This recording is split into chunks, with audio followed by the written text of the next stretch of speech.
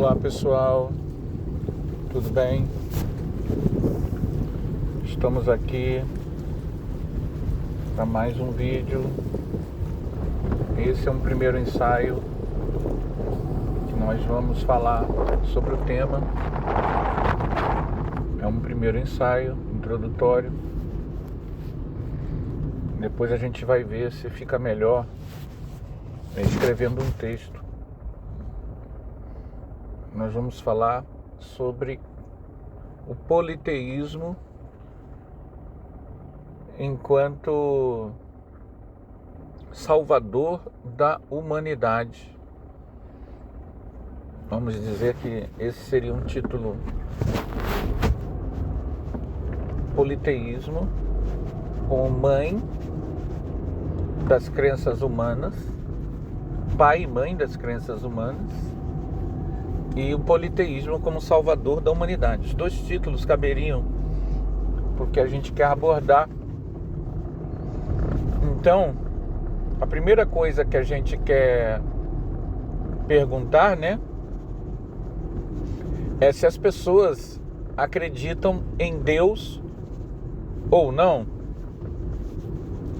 Se você é uma pessoa que acredita em Deus, você entende que Deus criou o ser humano. Tudo bem, hoje a gente sabe que não foram 4.000 anos que o ser humano está na Terra há 200.000 anos, o Homo sapiens sapiens. Hoje a gente sabe, há 200.000 anos. Pois bem, mas mesmo assim, se você acredita em Deus, vejam bem como só com a explicação que o conhecimento espírita traz, nós conciliamos a existência de Deus com o conhecimento da realidade que a ciência já nos mostrou até hoje.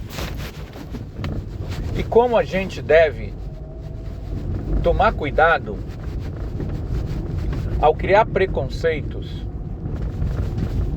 ou condenações ao politeísmo. Então, o Homo sapiens, que surgiu há 200.000 anos, 150.000 anos, e pode ser que até mesmo antes dele, esse Homo sapiens tinha uma compreensão limitada e demorou quase 198, 170. Demorou quase toda a sua existência no planeta com essa compreensão limitada do mundo que o cercava. Só nos últimos 2.000 anos, e sobretudo só nos últimos 700 anos, 600 anos, que o ser humano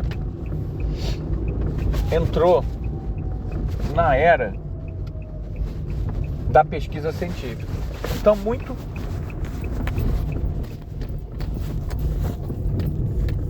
o que nós sabemos hoje tem muito pouco tempo. Muito pouco tempo. E o que nós sabemos hoje é que esse homem primitivo, 150.000 anos atrás, 100.000 anos atrás, buscou o conhecimento, o contato com o sagrado. Provavelmente, uma das coisas que impulsionaram o ser humano ao sagrado foi a morte. Só a arqueologia pode dar conta desse homem primitivo. E você vai ter nos restos mortais que se acham de 4.000 anos atrás, 8.000 anos atrás,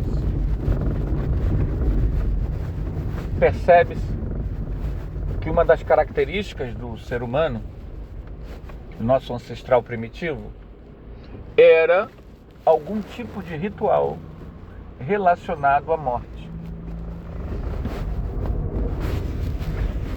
E você vai ter em seres humanos, em restos arqueológicos de seres humanos, cultos religiosos ligados ao feminino sagrado. Então, há 60 mil anos, era comum você achar restos arqueológicos, entre outras coisas, reverenciando uma maternidade divina.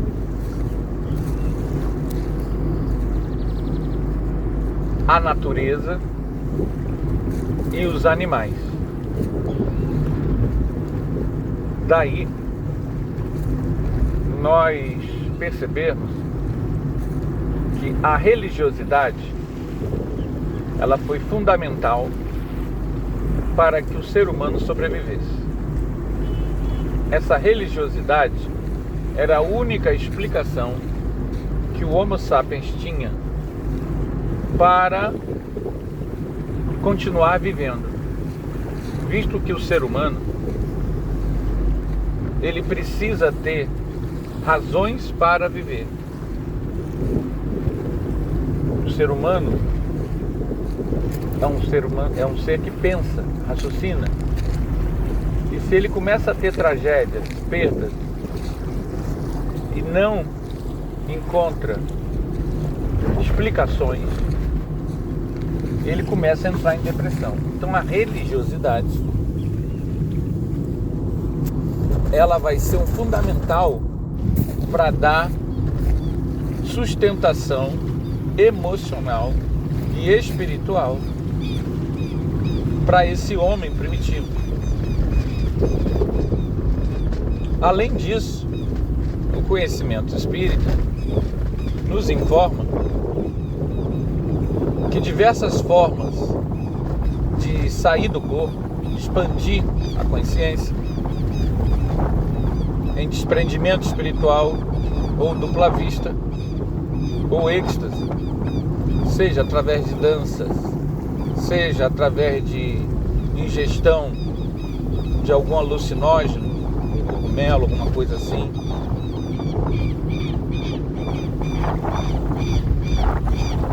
O ser humano sempre buscou, através do transe, entrando em transes anímicos e mediúnicos, ele encontrava com a transcendência, porque sempre houve também entre os seres humanos médiuns, pessoas com a maior facilidade de acessar o seu perispírito, estando acordado. E essas pessoas, invariavelmente, viam a realidade não física e daí construíram as suas crenças. E isso é fundamento para que nós estivéssemos aqui hoje. Então vamos lá. Se esse ser humano primitivo não tivesse adorado as pedras, as árvores, os raios, os rios, os mares, a mãe natureza, a mãe vida, se não tivesse construído um sistema politeísta de divindades que agiam constantemente na sua vida, se não tivessem tido esse contato com a natureza de uma forma transcendente,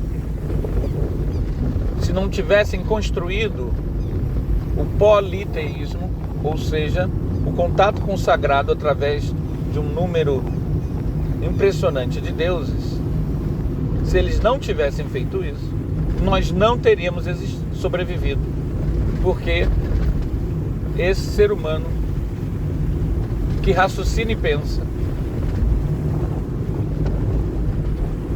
teria se entrado em extinção rapidamente. Isso não é conclusão minha. Os estudiosos da área afirmam isso. O Homo sapiens sapiens foi um homo religioso. E justamente por ser um homo religioso, nós sobrevivemos. Agora vamos lá, falando sobre a ótica de quem acredita em Deus. Quem fez esse Homo sapiens sapiens? Deus, ok. E então, se ele fez esse Homo sapiens sapiens, e esse Homo sapiens sapiens viveu mais de 190 mil anos de sua existência dentro de sistemas politeístas, como crenças que acreditam em céu e inferno, podem justificar que Deus criou o ser humano há 200 mil anos e mandou todos esses seres humanos, que graças a eles que nós existimos, para o inferno porque acreditavam em vários deuses. Percebam como é infantil. A pessoa pode até acreditar nisso, mas é uma crença absurda. Um Deus que teria feito isso seria um Deus perverso, que teria criado seres humanos, e esses seres humanos vêm com um entendimento e vêm com uma capacidade cognitiva limitada, e aí ele condena esse ser humano devido a essa capacidade cognitiva limitada do que é a verdade que ele representa. Então a própria ideia, como ele não pode condenar, isso é impossível. Só a reencarnação explica para aqueles que entendem que há um Deus, que há uma transcendência, que há algo mais. Só a reencarnação nos mostra como esse ser humano, ao longo de um processo multimilenar, apreende e compreende e expande a sua compreensão sobre a realidade, inclusive a realidade da religiosidade. É um processo evolutivo de entendimento e não punitivo, porque a pessoa em vida não acertou a crença certa. Então, essa reflexão é fundamental para a gente entender. E outra coisa, o politeísmo, graças ao conhecimento espírita, tem justificativa, tem razão de ser. Por quê? Porque, de fato, a natureza vai ter espiritualidade. A natureza, a partir do momento em que pessoas, seja qual for a forma, dança ritual, rodar em torno da fogueira, aspirar gases, transes, o que for, o ser humano, em todas as épocas, ele possuía este processo, ele tinha esta manifestação anímica mediúnica de expansão da consciência, e ele se deparava com essa realidade, a realidade de haver espíritos no mundo espiritual, não só de desencarnados, mas também as próprias manifestações espirituais dos animais, dos elementais, dos espíritos da natureza e dos espíritos que cuidam da natureza e deles. Então as próprias manifestações totêmicas eram possibilidades de contatos mediúnicos interpretados a partir da gestação de crenças que vão sendo alimentadas ao longo dos séculos pela tradição. E aí então você percebe que o politeísmo era inevitável. Toda a construção do entendimento do ser humano com a realidade espiritual era plural. Eram várias manifestações. Seja aquelas visíveis, como um raio, terremoto, rio, mar, pedra verde da natureza, sejam as espirituais. Os espíritos da natureza que apareciam como luzinhas, né? Como luzes, como... Tudo isso criou, né? Esta manifestação religiosa. Essa manifestação religiosa humana. Em que o sagrado, o divino, se manifestou para esse homem primitivo, esse nosso ancestral, das mais variadas formas, criando as mais variadas tradições religiosas, sistemas de crença. Então, o politeísmo foi fundamental para que este ser humano pudesse sobreviver, manter coerência, não entrar em depressão e se matar. Daí, o carinho que a gente deve ter e o respeito que a gente deve ter a essa forma de manifestar o contato com o sagrado. Até porque, gente, vamos parar para pensar. É real, há o sagrado nas manifestações da natureza.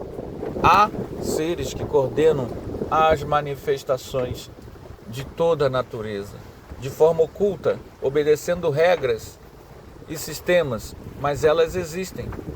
Então, não é uma crença equivocada e tola, é a forma como esse ser humano apreendeu a realidade espiritual. Se hoje, com o conhecimento espírita, nós temos condições de entender que há uma causa primária que construiu tudo, nós também, com conhecimento espírita, sabemos que a manifestação espiritual, ela está em tudo, em todo lugar. E os próprios vegetais e animais são princípios espirituais evoluindo. E há protetores dos mais variados níveis cuidando deste processo. E, sobretudo na manifestação da natureza, a simplicidade do ser humano pode fazer com que eles consigam acessar esse mundo espiritual da natureza. Então, o politeísmo não é uma coisa tosca e infantil. Ele se justifica e quando você entra em contato com povos que trazem na sua manifestação o contato com a natureza, você percebe que há correspondência. Há a correspondência. Então, o politeísmo, ele não é algo para ser demonizado e nem inferiorizado, mas compreendido. O conhecimento espírita compreende o politeísmo, né? E a gente fica por aqui, mas eu devo retomar mais um pouco desse tema. Ok, gente? Obrigado aí pela sua atenção. Até o próximo vídeo.